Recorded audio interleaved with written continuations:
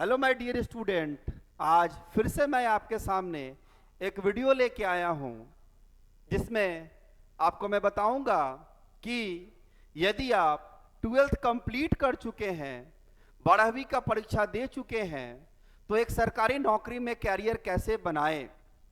If you have completed your 12th or given the examination of 12th, then how to make your career in government job examinations। कैसे सरकारी नौकरी पाएं, कैसे government job पाएं 12th complete करने के बाद। बहुत सारे बच्चों के दिमाग में ये बैठा रहता है कि गवर्नमेंट जॉब पाने के लिए ग्रेजुएशन करना मस्ट है। बिल्कुल सही बात है, ग्रेजुएशन करेंगे तो आपको हायर पोस्ट मिलेगा, लेकिन आप 12th पास करने के बाद भी अपना कैरियर गवर्नमेंट जॉब में बना सकते हैं। और आपको ये बिल्कुल बात अच्छे से पता है कि गवर्नमेंट जॉब, सरकारी नौकरी की अहमियत हमारे हिंदी भाषी क्षेत्र में, बिहार, झारखंड, यूपी में कितना महत्व है एक सरकारी नौकरी का, ये बात आपको भले भांति पता है।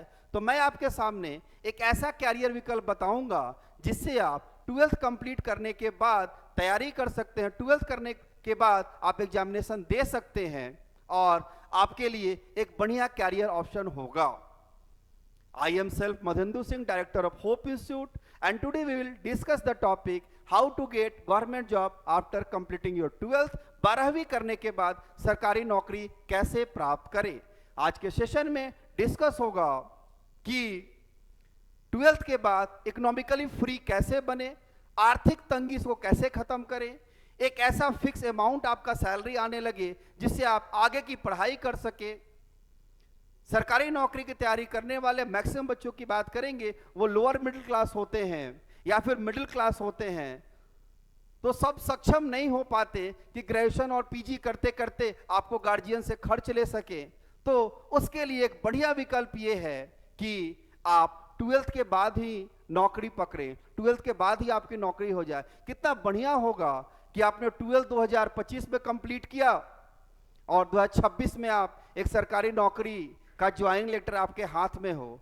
सोच के देखिए, एक बार ठंडे दिमाग सोचिए, अपने आंखों को बंद करिए और 2 मिनट तक सोचिए कि यदि आप 12th के बाद ही नौकरी में आ जाते हैं, आपकी एज 19 साल और 20 साल है और एक आप सरकारी नौकरी पा लेते हैं, आपके लिए कितने गर्व की बात है। उससे ज्यादा आपके पेरेंट्स के लिए गर्व की बात है। तो हम लोग डिस्कस करते हैं कि 12th के बाद कैसे नौकरी प्राप्त करें, how to get government job after 12th। चलिए हम लोग बात करते हैं। जैसा कि आप थंबनेल देख पा रहे होंगे, थंबनेल में दिया हुआ है 12th के बाद सरकारी नौकरी कैसे प्राप्त करें। इसी टॉपिक पर हम लोग डिस्कस करेंगे। क्या एग्जामिनेशन का पैटर्न होगा, क्या सिलेबस होगा, क्या सैलरी आएगी, क्या प्रमोशन के चांसेस हैं कि नहीं है, इन सारे चीजों पर आपसे हम लोग बात करेंगे। चलिए आगे आते हैं। फर्स्ट स्लाइड, जैसा कि मैं आपको बता रहा हूं कि SSC staff selection commission Bharat सरकार में सेंट्रल गवर्नमेंट को जहां भी स्टाफ्स की रिक्वायरमेंट होती है, जहां भी कर्मचारियों की जरूरत पड़ती है, उसके लिए एसएससी रिस्पॉन्सिबल होती है एग्जाम को कंडक्ट कराने के लिए। जैसे कि आपने रेलवे का नाम सुना होगा, रेलवे में आरआरबी है, उसी तरह से सेंट्रल गवर्नमेंट की बात करें, यदि सेंट्रल गवर्नमेंट को कर्मचारी की जरूरत पड़ती है तो उसके लिए एसएससी को बोलती है और एसएससी जो है एग्जाम कंडक्ट करती है, फाइनल मेरिट लिस्ट बनाती है और भारत सरकार को कर्मचारी चुन के वो देती है। तो सेंट्रल गवर्नमेंट में जॉब 12th के बाद एक बहुत बढ़िया विकल्प है आपके लिए SSC CHSL, SSC CHSL common higher secondary level. और भी एसएससी बहुत सारे एग्जाम लेती है, थोड़ा उस पर भी डिस्कस कर लेते हैं, लेकिन आज का टॉपिक हमारा डिस्कस होगा एसएससी सीएचएसएल। चलिए हम लोग बात करते हैं। एक exam SSC CGL, excise inspector, statistical officer, और भी बहुत सारे पोस्ट है सीजीएल के अंदर। उसके बाद बात करते हैं SSC CPO, central police officer, SSC JE junior engineer. यदि आप इंजीनियरिंग किए हैं तो जूनियर इंजीनियर के लिए फॉर्म भर सकते हैं। एसएससी सीएचएसएल का तो पूरा डिटेल हम लोग देखेंगे। एसएससी जीडी, यदि आपको भारत सरकार में यदि आपको वर्दी से बहुत प्यार है, यदि आप भारतीय सेना में जाना चाहते हैं, सीआईएसएफ में जाना चाहते हैं, बीएसएफ में जाना चाहते हैं, तो उसके लिए एसएससी जीडी है, SSC MTS staff selection commission, MTS multitasking staff, फिर एसएससी स्टेनोग्राफर, इतने सारे वैकेंसी, और इसके अलावा और भी बहुत सारी वैकेंसी जो है एसएससी निकालती है, जिसमें हम लोग आज चर्चा करेंगे SSC CHSL, SSC staff selection commission, CHSL common higher secondary level. ये एग्जामिनेशन आप 12th के बाद दे सकते हैं और सरकारी नौकरी का सपना साकार कर सकते हैं। तो हम लोग चर्चा करेंगे एसएससी सीएचएसएल के बारे में। अगला साइड की बात करें, यहाँ पे जो मैं आपको बताने वाला हूं, थोड़ा सा मैं उस पर डिस्कस कर लूं। What is the education qualification, qualification क्या चाहिए? तो मैं आपको पहले ही बता चुका हूं, +2। क्या बोला मैंने? +2। एज लिमिट क्या है? What is the age limit? Exam pattern क्या है? सिलेबस क्या है? एलिजिबिलिटी क्या है? पोस्ट कौन कौन सा होगा? सैलरी क्या होगी? And what is the promotion कैसे होगा? इन सारे चीजों पर आपसे बात करूंगा मैं। सबसे पहले क्वालिफिकेशन के बारे में बताऊंगा, age limit, exam pattern, syllabus, eligibility, post कौन कौन से हैं, सैलरी और प्रमोशन। यदि कोई भी नौकरी करता है तो महीने की अंतिम दिन उसको ये उम्मीद होता है कि मेरा सैलरी आने वाला है। किसी से सुने हो आज तक, मैं तो काम करना चाहता हूं, नौकरी करना चाहता हूं, लेकिन मुझे पैसे नहीं चाहिए? ऐसा तो नहीं है ना, ऐसा नहीं है। यदि कोई ऐसा बंदा है जो कहे कि मुझे सरकारी नौकरी करना है लेकिन मुझे पैसा नहीं चाहिए, सैलरी नहीं चाहिए, कमेंट करेंगे एक बार, है ना? कोई ऐसा बंदा चाहता है, कमेंट करेंगे एक बार, है ना? मुझे तो ऐसा लगता है कि एक भी बंदा ऐसा नहीं मिलेगा कहे कि मुझे सरकारी नौकरी चाहिए, मैं करूंगा, लेकिन मुझे सैलरी नहीं चाहिए। पैसा तो चाहिए सभी को।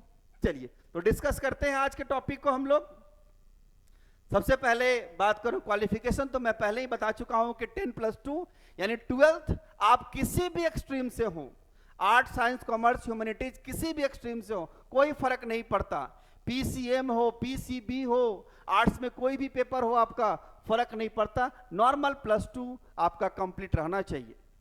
एज लिमिट 18 से 27 साल। एज लिमिट क्या है? 18 से 27 साल। 18 से 27 साल जनरल के लिए, ओबीसी के लिए 3 साल छूट मिलता है और एसटी/एससी के लिए 5 साल। मैं नॉर्मल एज लिखा है, जनरल के लिए 18 से 27 साल। आगे की बात करते हैं हम लोग, कि हम बिल्कुल क्लियर हो गया होगा कि what is the age limit. Age limit के बाद बात करेंगे हम लोग कि 12th की वैकेंसी, 12th के बाद आपने फॉर्म को भर दिया, और फॉर्म को भरेंगे तो what is the examination pattern. Examination pattern क्या है?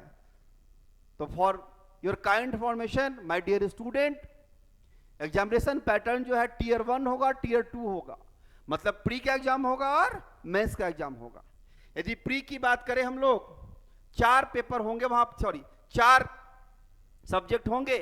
इंग्लिश, जनरल इंटेलिजेंस जिसको सामान्य भाषा में हम लोग रीजनिंग कहते हैं, क्वांटिटेटिव एप्टीट्यूड, मैथ्स और जनरल अवेयरनेस। जनरल अवेयरनेस का मतलब होता है current affairs plus history, geography, economics, physics, chemistry, biology, जिसको हम लोग जीएस भी कहते हैं। यहां पे बात करें, सबसे 25 क्वेश्चन होंगे और 2 मार्क्स ईच। कितने क्वेश्चन होंगे? 25 क्वेश्चन सबसे, यानी टोटल मिला के 100 क्वेश्चन होंगे और 1 क्वेश्चन कंटेन 2 मार्क्स, और टोटल जो एग्जामिनेशन होगा वो 200 मार्क्स का होगा। कितने मार्क्स का होगा? 200 मार्क्स का होगा। और टाइम मिलेगा 60 मिनट। टाइम कितना मिलेगा? 60। 1 घंटे में आपको 100 क्वेश्चन बनाने हैं। अब 1 घंटे में 100 क्वेश्चन, मतलब एक क्वेश्चन के पीछे आपको 30 से 40 सेकंड का समय मिल रहा है। उस 30 से 40 सेकंड में आपको करना है। तो कम समय में सवाल ज्यादा है, टाइम मैनेजमेंट बहुत मैटर करेगा। मैथ्स के सवाल होंगे, मैथ्स का सवाल 10th लेवल होता है, इंग्लिश से क्वेश्चन 10th लेवल होते हैं, जीएस से क्वेश्चन एनसीईआरटी 10th लेवल का होता है। रीजनिंग आपने 10th तक नहीं पढ़ा है, लेकिन रीजनिंग बहुत आसान होता है। प्रैक्टिस डिमांड करता है, प्रैक्टिस कितना कर सकते हैं। तो सारे एग्जामिनेशन का जो पैटर्न है वो 10th लेवल होता है। 10th आप अच्छे से पढ़ाई किए हो, और यदि आप टाइम मैनेजमेंट सीख रहे हैं, ट्रिक कुछ जान रहे हैं मैथ्स को बनाने का, तो आप एग्जाम आसानी से एग्जामिनेशन को निकाल सकते हैं। और मैं आपको ये बात बता दूं, यदि पहली बार आप तैयारी करना शुरू कर रहे हैं तो इट्स माय हम्बल रिक्वेस्ट कि ऑनलाइन तैयारी ना करें, तैयारी ऑफलाइन करें। एक बार जब तैयारी कंप्लीट हो जाए तो रिवीजन के लिए, प्रैक्टिस के लिए ऑनलाइन ठीक है, लेकिन तैयारी की शुरुआत कर रहे हैं तो आपके लिए ऑफलाइन से बेटर कुछ भी नहीं है। आपको तैयारी ऑफलाइन ही करना चाहिए। आगे की बात करें हम लोग यहां पे, तो ये आपने टीयर 1 देखा, 100 क्वेश्चन 200 नंबर, एक question 2 marks with negative marking. Negative marking भी यहां होगा। अब बात करते हैं हम लोग यहां पे टीयर 2 की। टीयर 2 की बात करें हम लोग यहां पे, तो टीयर 2 में सेक्शन 1 और सेक्शन 2 दो सेक्शन होंगे। सेक्शन 1 में होगा 30 question maths, 30 question reasoning, total में आके 60 question and 3 question each mark, 3 marks each question. एक क्वेश्चन जो होगा 3 नंबर का होगा, दूसरा होगा 40 क्वेश्चन इंग्लिश का और 20 क्वेश्चन हमारा जीएस का। ये भी क्या है, 3 क्वेश्चन 3 मार्क्स ईच क्वेश्चन होंगे, टोटल 60 क्वेश्चन होंगे, यानी 180 यहां होगा, 180 यहां होगा। उसके बाद आपको कंप्यूटर सेक्शन 3 जो होगा, सेक्शन 1 में वो 15 क्वेश्चन कंप्यूटर का होगा जो कि 45 मार्क्स का होगा। कितने मार्क्स का होगा, 45 मार्क्स का होगा। And mains will decide your merit list. Mains में स्कोर करना पड़ता है, मेंस में अच्छा नंबर होता है, लाना होता है ताकि आपका मेरिट लिस्ट बन सके। और फॉर योर काइंड इंफॉर्मेशन मैं बता दूं, एसएससी सीजीएल और सीएचएसएल दोनों के सिलेबस से बहुत बड़ा अंतर नहीं है, दोनों का सिलेबस एक ही जैसा है। यदि मैं 5% की बात कर दूं तो 5% अंतर हो, 95% सिलेबस बिल्कुल सेम होता है, एक जैसा होता है। जो बच्चे सीजीएल की तैयारी करते हैं वो भी सीएचएसएल का फॉर्म भरते हैं। तो आपको तैयार करना है अपने आप को मैथ, इंग्लिश, रीजनिंग, जीएस और कंप्यूटर के लिए, और प्री क्वालिफाई करने के बाद आपको मेंस देना है। मेंस में अच्छे नंबर लाने हैं तो आप सरकारी नौकरी का सपना 12th के बाद पूरा कर सकते हैं। इस एग्जाम के बाद थोड़ा सा आपको ब्रेक मिलेगा, ब्रेक के बाद आपका जो है वो टाइपिंग टेस्ट होगा, और typing test is qualifying in nature, सिर्फ आपको क्वालिफाई करना है। यदि क्वालिफाई कर जाते हैं, इसके बाद आपका मेरिट लिस्ट बनेगा and you will get the job, आपकी नौकरी होगी। आगे की बात करते हैं डिटेल सिलेबस की थोड़ा सा। तो डिटेल सिलेबस की हम लोग यदि बात करें तो मैं आपसे पहले ही डिस्कस कर चुका हूं कि इस एग्जामिनेशन में बहुत रॉकेट साइंस टाइप चीज नहीं आती है। 10th लेवल में जो आपने पढ़ा है, नॉर्मल में बात करूं, यदि आप डिटेल सिलेबस देखना चाहते हैं तो इसका स्क्रीनशॉट ले लीजिए और उसको देख लीजिएगा। जैसे मैं बात करूं क्वांटिटी एप्टीट्यूड मैथ्स की बात करूं, 10th लेवल सारा मैथ्स होता है, सारा मैथ्स 10th लेवल होता है, बशर्ते टाइम ड्यूरेशन में आपको बनाना है, टाइम मैनेजमेंट सीखना है और टाइम मैनेजमेंट का टाइम के अनुसार बनाना है। जितना टाइम दिया हुआ है उसी टाइम में आपको क्वेश्चन को बनाना है। एक बार स्क्रीनशॉट ले लेंगे। मैथमेटिक्स का सिलेबस क्वांटिटी एप्टीट्यूड का मैंने यहां पे लिखा है, आप इसको देख लेंगे। इसी प्रकार हम लोग बात करें, यहां इंग्लिश का है और जीएस का है, इसका भी आप स्क्रीनशॉट ले लेंगे और फिर तैयारी शुरू करेंगे। आगे की बात मैं करूं यदि, तो एसएससी सीएचएसएल में पोस्ट कौन कौन से होते हैं, बहुत सारे बच्चों को ये क्यूरियोसिटी होगी, सर 12th के बाद नौकरी तो पाएंगे, लेकिन कौन सी नौकरी होगी, कैसी नौकरी होगी, क्या करना होगा, इस पे बात करना होगा। तो मैं पोस्ट की बात करूं तो एलडीसी लोअर डिविजनल क्लर्क, ये जो होगा क्या होगा आपके पास, LDC lower divisional clerk, JSA junior secretariat assistant, तीसरा डीईओ डाटा एंट्री ऑपरेटर। पहले क्या था, 2024 के पहले यहां पे एक और पोस्ट हुआ था पीए, पोस्टल असिस्टेंट, लेकिन इसको क्या हुआ 2024 में इसको सीजीएल में, ये पोस्ट जो है सीजीएल में चला गया इसलिए नंबर ऑफ वैकेंसी यहां पे कम आती है। तो जो बच्चे CHSL की तैयारी कर रहे हैं, यदि उनका CHSL में नहीं होता है, आगे चल के वो CGL भी दे सकते हैं। मैंने क्या बोला, सिलेबस सेम है, 95% सिलेबस सेम है, 5% डिफरेंस है, तो बहुत बड़ा डिफरेंस नहीं है। आगे हम लोग बात कर, आपने देखा यहां पे 3 पोस्ट, ये 3 पोस्ट के लिए CHSL है। आगे की हम लोग बात करेंगे यदि, तो सैलरी क्या होगी, what will be the salary. तो माय डियर स्टूडेंट, यहां समझिएगा सिटी वाइज सैलरी वेरी करता है। आप देख पा रहे होंगे सिटी एक्स है, सिटी वाई और सिटी जेड है, 3 तरह के सिटी है। पे स्केल 5200 टू 20,200 पे स्केल सेम है, बेसिक पे भी सेम है, ग्रेड पे भी सेम है, लेकिन देखेंगे HRA चेंज करता है। City wise HRA, travelling allowance, ये आपका चेंज करता है। यदि मुंबई में कोई जॉब कर रहा है, मेट्रो सिटीज में, और कोई हजारीबाग में जॉब कर रहा है, सैलरी में बिल्कुल डिफरेंस होगा। लेकिन कोई बच्चा चाहता है कि यदि मेरी नौकरी हो तो मेरे शहर में हो, मेरे घर के बगल में मेरा ऑफिस हो। बहुत लोग तो ये भी चाहते हैं कि घर में ही ऑफिस हो, लेकिन ये संभव नहीं है सेंट्रल गवर्नमेंट के साथ। सेंट्रल गवर्नमेंट के साथ आपको कहीं ना कहीं बाहर निकलना पड़ेगा। प्राइवेट सेक्टर में वर्क फ्रॉम होम का ऑप्शन होता है, लेकिन गवर्नमेंट जॉब में वर्क फ्रॉम होम का ऑप्शन नहीं होता। तो बच्चे ये सोचते हैं थोड़ा पैसा हमको कम मिले, लेकिन नौकरी मेरे घर के बगल में ही हो। तो रैंक बढ़िया लाएंगे तो पोस्टिंग चॉइस भी मिलेगी आपको, रैंक बढ़िया नहीं होगा तो सरकार आपको कहीं भी all over India central level कहीं भी भेज सकती है। तो आप देख पा रहे हैं सैलरी जो है वो सिटी वाइज डिफर करता है। आगे की बात करें हम लोग यहां पे कि डीओ की सैलरी, सबसे पहले मैंने क्या बताया, एलडीसी और जेएसए का सैलरी सेम होता है, आपने देख लिया, स्क्रीनशॉट ले लीजिए इसका। चलिए आगे बात करें डीयू की सैलरी, यहां भी आपने वही सेम चीज, एचआरए चेंज करता है, बाकी सारे चीजें सेम होती है, कोई अंतर नहीं होता।